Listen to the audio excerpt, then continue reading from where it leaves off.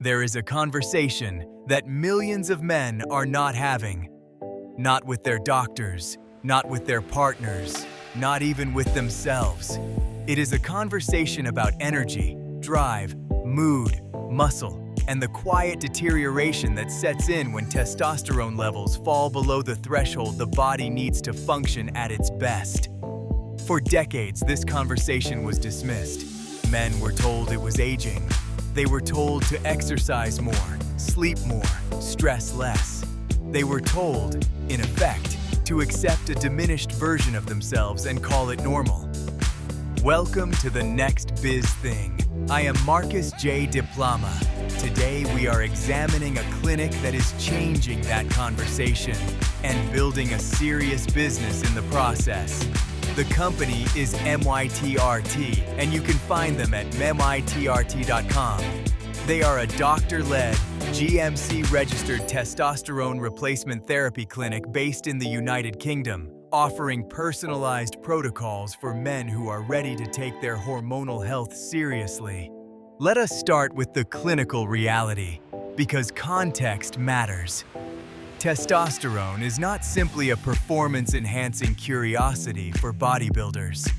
It is the primary male sex hormone, and it governs an extraordinary range of physiological and psychological functions.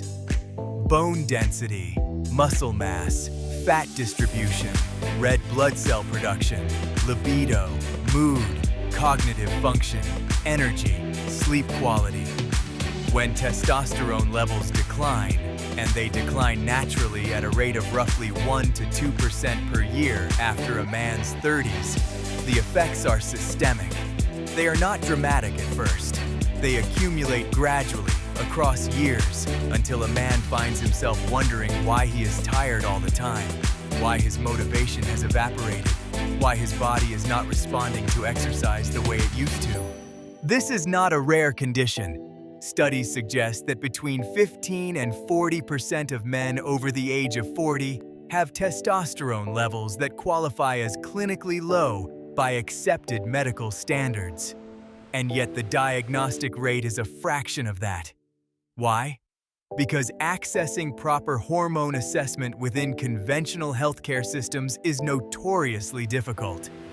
General practitioners are often under-equipped to evaluate hormonal health comprehensively.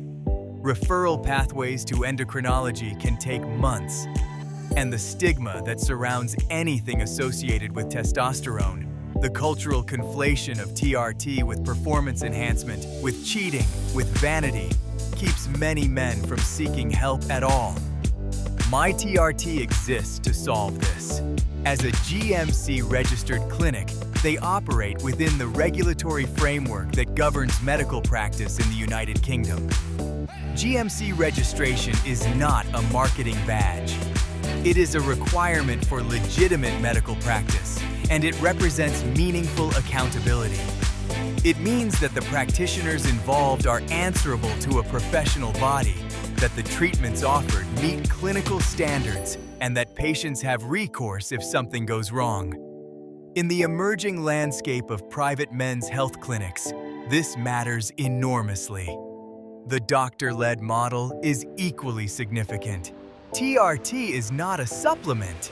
It is a medical intervention that requires proper baseline assessment, ongoing monitoring of hematocrit, prostate markers, cardiovascular indicators, and hormonal panels, and the clinical judgment to adjust protocols based on individual response.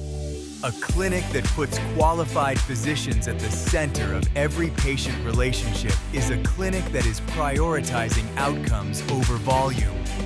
MyTRT's emphasis on personalized protocols reflects the reality that hormone optimization is not a one-size-fits-all exercise.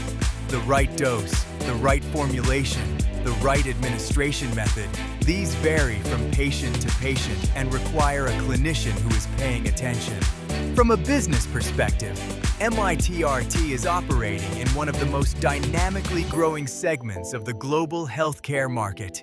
The men's health market is expanding rapidly, driven by multiple converging forces: There is growing awareness of testosterone deficiency as a legitimate clinical condition rather than a lifestyle complaint. There is a generation of men, millennials now entering their late 30s and 40s, who approach health proactively and are comfortable with direct-to-consumer healthcare models. There is a broader cultural shift around male vulnerability and the permission to seek help.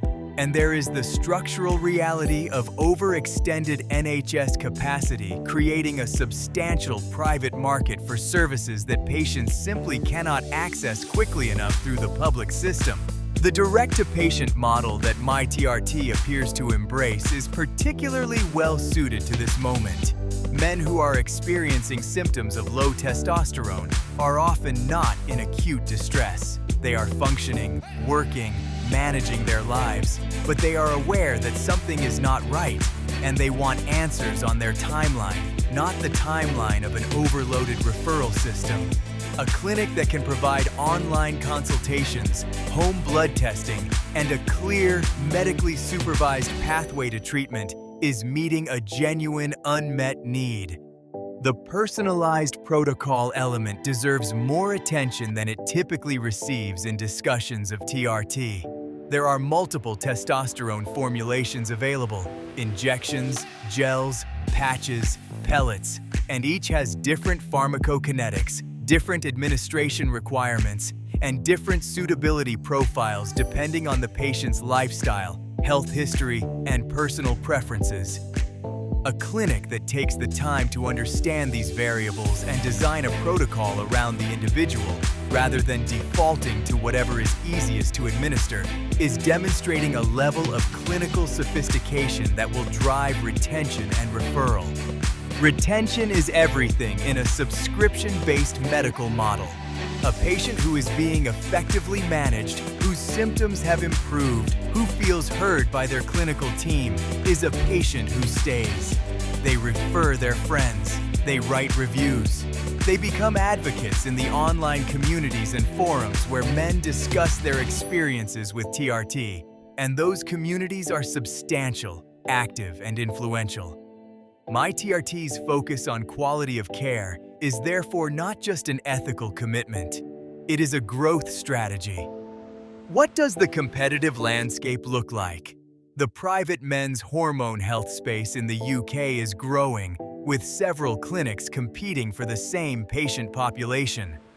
Differentiation will ultimately come down to three factors: clinical credibility, which GMC registration, and a doctor-led model address; patient experience, which personalized protocols and responsive communication address; and trust, which is built through consistent outcomes and transparent communication over time. A clinic that gets those three things right in a market this large, with this much unmet demand, has a very significant opportunity. What is the next Biz Thing for MyTRT?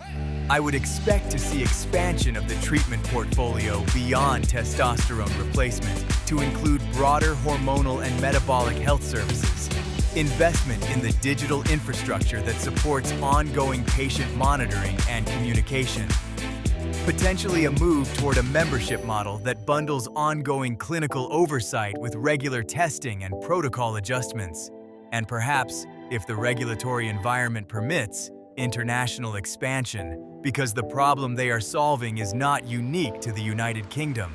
There is something worth acknowledging at the close of this episode. The men who seek out clinics like MyTRT are not weak. They are not cheating. They are making an informed decision about their health. The same kind of decision that women have been supported in making about their hormonal health for generations.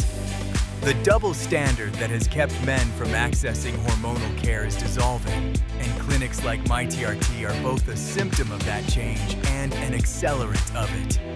This is Marcus J. Diploma. You have been listening to The Next Biz Thing. If today's conversation resonated with you, visit mytrt.com to learn more. Until next time, the next big thing is already here.